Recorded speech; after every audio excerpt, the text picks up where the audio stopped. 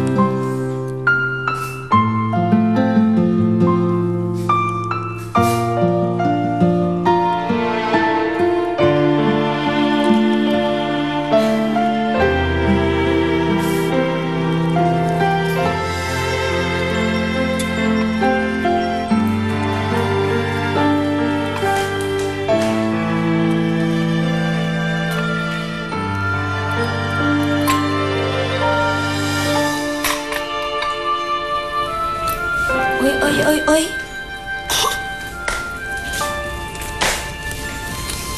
Ano yan? Ho? Ano yan? Ano po, papel ho na ginawa kong bulaklak. Hindi yan. Ano yan? Ano? Yung alin? Ay, ano? Naka-plaster yung ngiti mo dyan, ha? Paano ka ba? Aba, yun naman ang gusto ko. Yung nakangiti ka. Yun ang gusto ko sa inaanak ko. Di ba mas maganda kapag nakangiti ka? Ano naman nagpangiti ngayon sa'yo ngayong araw na ito? Ay, wag mo nga akong ganun. Sagutin mo ako. Ay, kilala mo ako, Lira. Kahit ano pwede mo sabihin sa akin. Sige na. Anong nagpangiti sa'yo ngayong araw na ito? Kasi po, Ninang... Sandali lang. Alam ko na. Ako mamuhula. Siguro, kausap mo si Dennis. No? Ay, ano? Sabi ko na nga ba, meron kayong something with Ano? Dennis. Ninang, bakit naman si Dennis naisip nyo? Hindi naman ako kikiligin doon kahit tumawag yun sa akin.